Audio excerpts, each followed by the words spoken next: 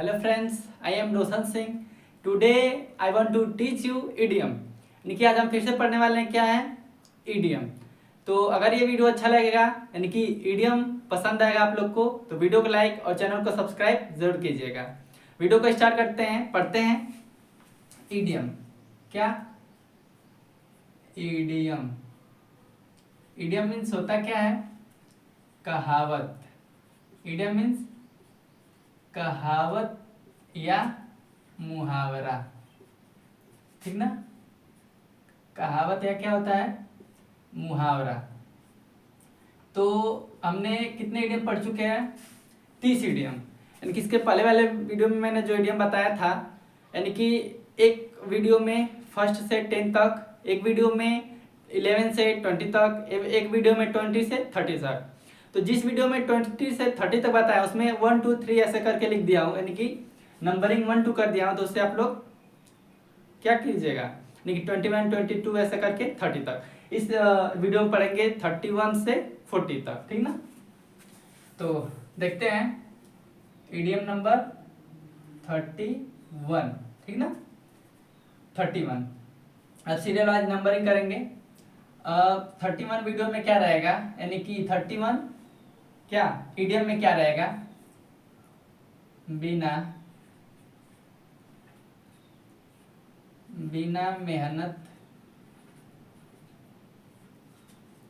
मेहनत का पैसा नहीं मिलता. यानी कि इडियम क्या है? बिना मेहनत का पैसा नहीं मिलता. तो इसका इंग्लिश क्या होगा? मनी डजंट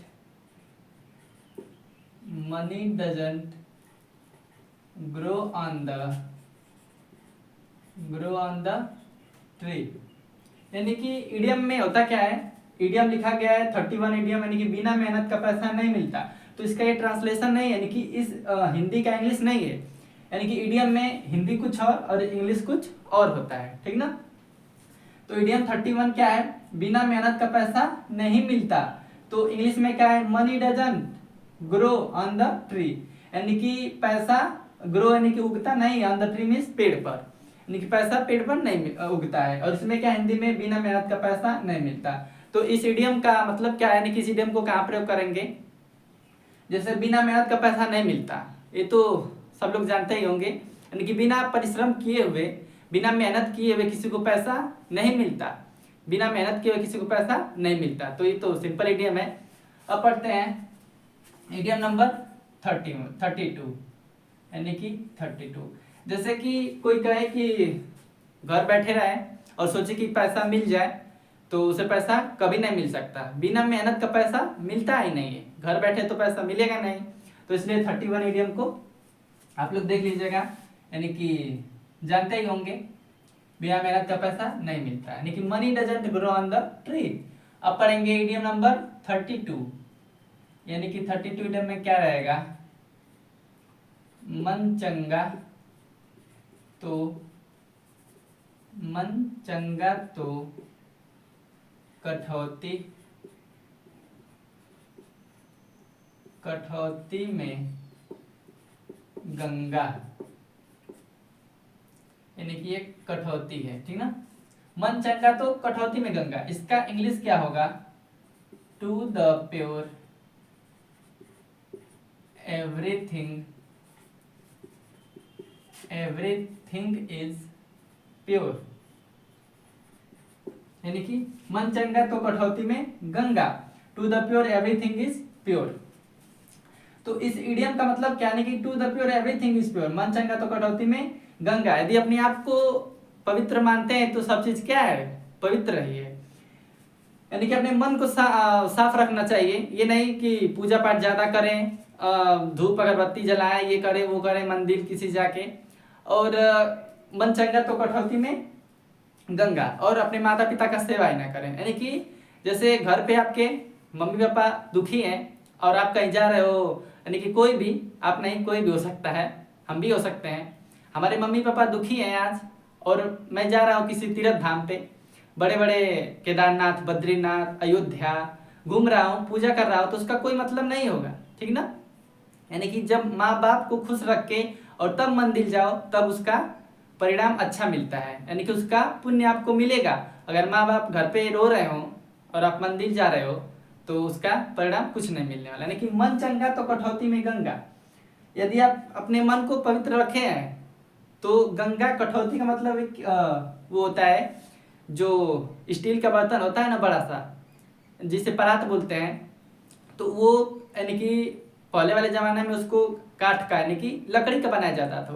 तो कठौती का मतलब वही होता है, लकड़ी का बड़ा सा बर्तन।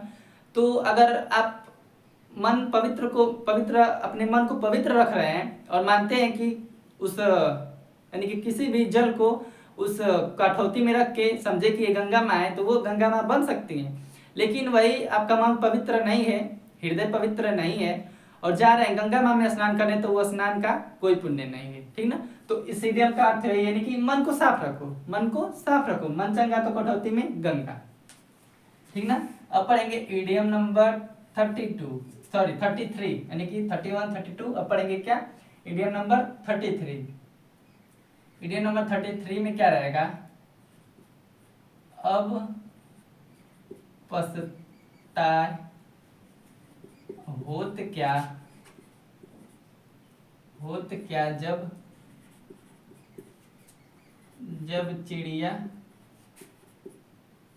जब चिड़िया चुग गई खेत। यानी कि अब पछताए होत क्या जब चिड़िया चुग गई खेत। इस हिंदी का यानी कि इस इडियम का इंग्लिश में लिखेंगे इस इडियम को। तो अब पछताए होत क्या जब चिड़िया चुग गई खेत।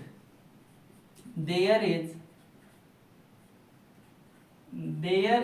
No use to cry over split the milk. यानी कि there is no use to cry over split the milk. अब पछताए होत क्या जब चिड़िया चुग गई खेत।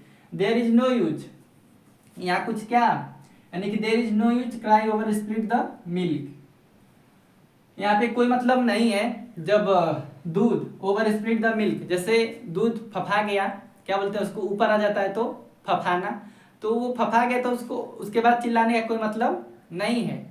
लेकिन there is no use to cry over split the milk. दूध को गिर जाने के बाद चिल्लाने का कोई फायदा नहीं। अरे अरे करते हैं लोग ना, कोई फायदा नहीं, क्योंकि चिल्ला के क्या करेंगे जब दूध तो गिर चुका है। अब पछताए होत क्या जब चिड़िया चुग गई खेत। अब पछताने से कुछ नहीं होता है।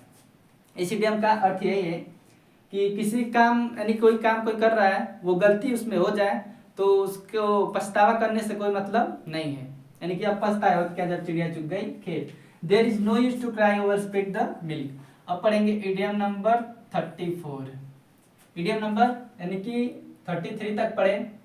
अब पढ़ेंगे इडियम नंबर 34 यानी कि बुरे काम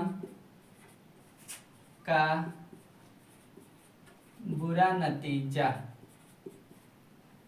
बुरे काम का बुरा नतीजा। इस इडियम का इंग्लिश क्या होगा, यानी कि हम गेट। यानी कि बुरे काम का बुरा नतीजा, हम सेट हम गेट। यानी कि आप किसी को अगर नुकसान पहुंचाते हैं, किसी को हानि पहुंचाते हैं, तो आपका भी हानि होना निश्चित है। यानी कि बुरे काम का बुरा नतीजा, यदि आप अपने कर्तव्य अपने कार्य बुरे कर रहे हो और सोचे कि मुझे अच्छा परिणाम मिले उसका, तो अच्छा कभी नहीं मिल सकता। बुरे काम का बुरा परिणाम ही मिलेगा, है ना। तो इसी नियम का थे ये बुरे काम का बुरा नतीजा, समझते होंगे। हम सेट हम गेट, बुरे काम का बुरा नतीजा, बुरे करने वालों के साथ बुराई होता है। अब पढ़ेंगे इडियम नंबर 35 यानी कि 34 तक पढ़े। यानी कि ऐसे इडियम सुने होंगे आप लोग अपने अपने गांव में। तो अब इडियम नंबर लिखते हैं 35 और ये भी आशा करता हूँ कि समझ में आया होगा ये 4 इडियम, ठीक ना।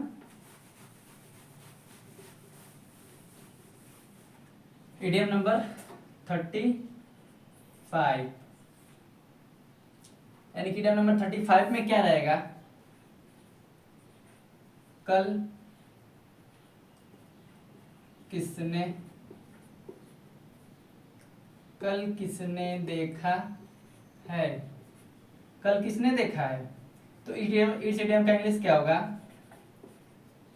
हु हैज सीन टुमारो, यानी कि tomorrow, who has seen tomorrow, यानी कि ये इसका हिंदी का इंग्लिश है, यानी कि कल किसने देखा है तो हु हैज सीन टुमारो, यानी कि ये इंग्लिश और हिंदी सेम मिल रहा है और बाकी सारे इडियम नहीं मिलते हैं। कल किसने देखा है, हु हैज सीन टुमारो। जैसे कोई आपका कुछ लेके बैठा हुआ है और आप बोल रहे हो कि कब दोगे, आज कल कैसे, यानी कि आज कल कर रहा है, आप बोल रहे हो कि कब दोगे तो वो बोल रहा है आज दे देंगे, कल दे देंगे, कल दे देंगे, परसों दे देंगे, ऐसे करके। तो उस स्थान पे आप बोल सकते हैं किस इडियम को, कल किसने देखा है, यानी कल दोगे तो कल किसने देखा है, हु हैज सीन टुमारो, ठीक ना, हु हैज सीन टुमारो। अब पढ़ेंगे इडियम नंबर 36, ठीक ना, 36 इडियम में क्या रहेगा, आज नहीं तो कभी नहीं, आज नहीं तो कभी नहीं।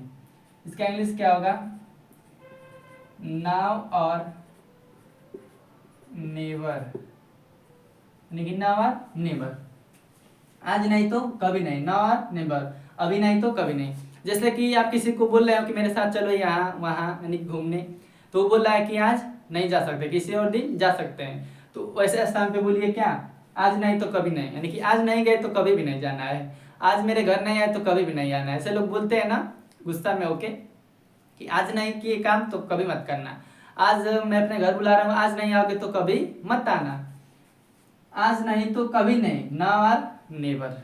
अब पढ़ेंगे इडियम नंबर 37, ठीक ना, इडियम नंबर 37 इडियम में क्या रहेगा, नाच न आवे आंगन टेढ़ा, आंगन टेढ़ा, ठीक ना, नाच न आवे आंगन टेढ़ा। इसका इंग्लिश क्या होगा, a bad workman quarrel with his tools, यानी कि टूल्स। इडियम नंबर 37 में क्या है, नाच ना आवे आंगन टेढ़ा, a bad workman quarrel with his tools. इस इडियम को कहाँ प्रयोग करेंगे, इस इडियम का अर्थ क्या होगा, नाच ना आवे आंगन टेढ़ा। जैसे किसी को किसी काम के लिए बोल रहे हो आप और वो काम नहीं कर पाता है, वो काम नहीं कर पाता है और न कर पाने की स्थिति में भी वो आपका काम कर रहा है, तो कुछ लिया है ऐसे औजार, उससे काम कर रहा है, तो उसे बनाने का ढंग नहीं रहेगा तो क्या बोलेगा, ये औजार ही क्या है, खराब है, ये औजार ही क्या है, खराब है। किसी व्यक्ति को नाचने नहीं आ रहा ना, सिंपल से यही इसी इडियम को समझिए, नाचना आवे आंगन टेढ़ा, यानी कि उसे डांस करने का ढंग नहीं है, तो बोलेगा क्या, थोड़ा चौकी इधर उधर हो गया था, थोड़ा आपका ये जो ग्राउंड है वो बहुत उबड़ा खबड़ा है, बेकार है। यानी कि इस इडियम का अर्थ है ये, नाचना आवे आंगन टेढ़ा, a bad workman quarrel with his tool. Bad means एक बेकार, वर्कमैन मीन्स काम करने वाला आदमी, क्वेरल मीन्स झगड़ा करता है, विथ मीन्स के साथ, हिज मीन्स यानी कि अपने, टूल्स मीन्स औजार के साथ। यानी कि एक बेकार काम करने वाला व्यक्ति अपने औजार के साथ क्या करता है, झगड़ा करता है, यानी कि नाच नाम है आंगन टेढ़ा। किसी काम को करने का उसको एक्सपीरियंस न कर पाता हो तो क्या बोलेगा, ये चीज खराब है, यानी कि जिस औजार को लिया उस कार्य को करने के लिए वो चीज क्या है, खराब है। यानी कि अपने को दोष नहीं, उस औजार को दोष देगा। जैसे कि आंगन टेढ़ है, नाचने का ढंग नहीं है, आंगन टेढ़ है, यानी कि चौकिया थोड़ा इधर उधर हो गई थी, है ना। तो अब पढ़ेंगे इडियम नंबर 38, ठीक ना। अब 38 इडियम में क्या पढ़ेंगे, नहीं 35, 36, 37, यानी कि सीरियल वाइज पढ़ते जा रहे हैं। अब इडियम नंबर 38, किसी का सम्मान, किसी का सम्मान करोगे तो सम्मान मिलेगा, तो सम्मान मिलेगा। इस इडियम का इंग्लिश क्या होगा? यानी कि give respect, give respect, take respect. Give respect यानी कि यदि किसी को आदर देते हो यानी कि सम्मान देते हो तो टेक रिस्पेक्ट, तो सम्मान पाओगे भी। यानी कि किसी का सम्मान करोगे तो सम्मान मिलेगा। गिव रिस्पेक्ट, टेक रिस्पेक्ट, आदर दो और आदर पाओ, सम्मान करो और सम्मान पाओ। यानी कि किसी का सम्मान करोगे तो सम्मान मिलेगा। यानी कि यदि आप सोचे कि मैं किसी का सम्मान नहीं, सम्मान की जगह अपमान करूं और वो मेरा सम्मान करे, तो ऐसा बिल्कुल आज के ज़माने में होने वाला नहीं है। यानी कि किसी का सम्मान कर रहे हो तो आपको वो सम्मान देगा, दे सकता है। लेकिन यदि किसी का अपमान कर रहे हो, सम्मान नहीं कर रहे हो, तो वो भी अपमान ही करेगा, सम्मान कभी नहीं कर सकता। ठीक ना? तो give respect and take respect. अब पढ़ेंगे इडियम नंबर 39। तो इसे इरेज करते हैं। यानी कि एक एक वीडियो में मैं 10 इडियम पढ़ाता हूँ, ठीक ना? क्योंकि ज़्यादा यानी 10 से ज़्यादा पढ़ाऊंगा, 15 और 20 तो वीडियो थोड़ा बड़ा हो जाएगा, इसलिए 10 पढ़ाता हूँ। अब पढ़ेंगे इडियम नंबर 39। यानी कि इसके पहले वाले वीडियो में 1 2 3 ऐसे कर दिया था। जैसे 20 तक तो सीरियल वाइज पढ़ाया, यानी कि एक में 10, एक में 20, और जिसमें 21 से 30 तक पढ़ाना था उस वीडियो में मैंने 1 2 3 ऐसे कर दिया था, तो सॉरी फॉर दैट। तो अब इस वीडियो में सुधार कर दिया ऐसे। अब इसके बाद सीरियल वाइज लिखता रहूँगा, यानी कि अभी सीरियल वाइज समझने में आपको भी आसानी होगी। तो इडियम नंबर 39 इडियम में क्या रहेगा? सफलता, सफलता मिलती है, सफलता मिलती है परिश्रम करने के बाद। यानी कि सफलता कब मिलती है? परिश्रम करने के बाद। तो इसका इंग्लिश क्या होगा? यानी कि सफलता मिलती है परिश्रम करने के बाद। Sweet is come out of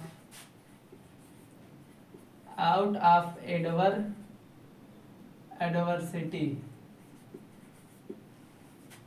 यानी कि सफलता मिलती है परिश्रम करने के बाद।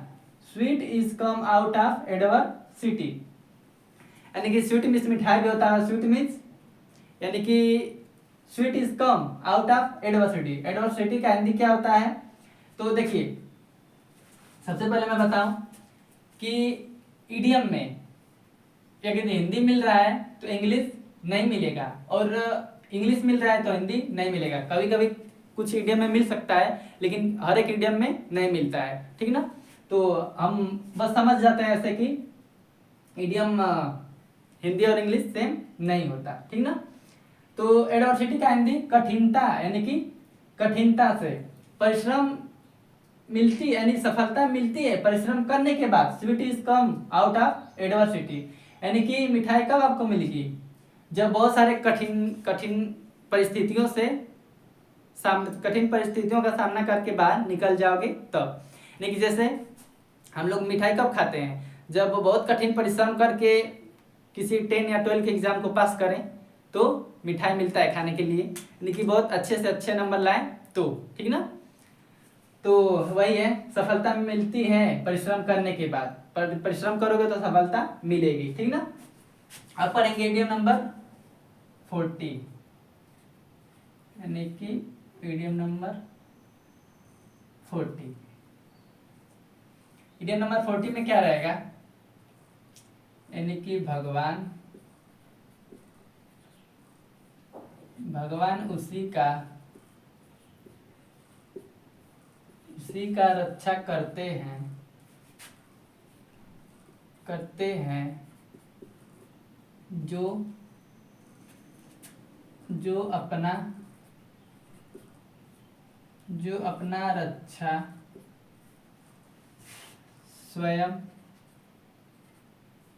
स्वयं करता है।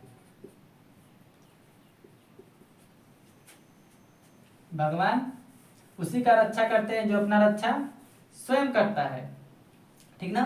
उसी का रक्षा करते हैं जो अपना रक्षा स्वयं करता है। तो इस इडियम का इंग्लिश क्या होगा, यानी कि God helps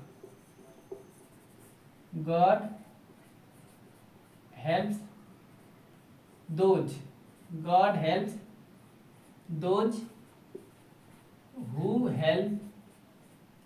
who helps themself, यानी कि गॉड हेल्प्स दोज, भगवान उनकी रक्षा करते हैं, हु हेल्प्स देमसेल्फ, यानी जो स्वयं का करता है। भगवान उसी का रक्षा करते हैं जो स्वयं का करता है। यानी कि जैसे आप किसी भी ऐसे स्थान पे जा रहे हैं जहाँ आप समझ रहे हैं कि यहाँ मेरा रक्षा नहीं, यानी कि यहाँ मेरा रक्षा नहीं हो सकता है, यहाँ मुझे बहुत कठिन परिस्थितियों से सामना करना पड़ेगा, तो आप जबरदस्ती उस मौत के मुंह में जा रहे हैं, मौत के रास्ते से जा रहे हैं, तो इसमें भगवान क्या कर सकते हैं, तो वही है जो अपना स्वयं रक्षा करता है। यानी कि आप खुद ही किल है, किल पे आप पैर रख रहे हो, तो क्या है वो किल चुभेगा नहीं, चुभेगा ना। तो इसीलिए जो स्वयं अपना रक्षा करता है, किल को देखा तो किल पे खड़ा ना हो, अपना स्वयं रक्षा कर ले, उस किल को हटा के फेंक दे, तब पाँव जमीन पे रखे। यानी कि किल पे जब वो खुद जबरदस्ती पाँव रखेगा तो किल तो चुभेगी, तो उसमें भगवान का क्या दोष कि भगवान मेरा रक्षा नहीं किए। अब जबरदस्ती आप उस किल पे पैर रख रहे हो और भगवान को कह रहे हो कि रक्षा नहीं कर रहे हैं, तो वही है भगवान उसी का रक्षा करते हैं जो स्वयं का करता है। जो बच के रहता है अपना रक्षा हमेशा, यानी कि स्वयं करता रहता है, उसी का भगवान भी रक्षा करते हैं, ठीक ना। तो भगवान उसी का रक्षा करते हैं जो स्वयं करता है। God helps those who helps themself. तो ये था 31 से 40 तक इडियम, यानी कि 31 से 40 तक इडियम।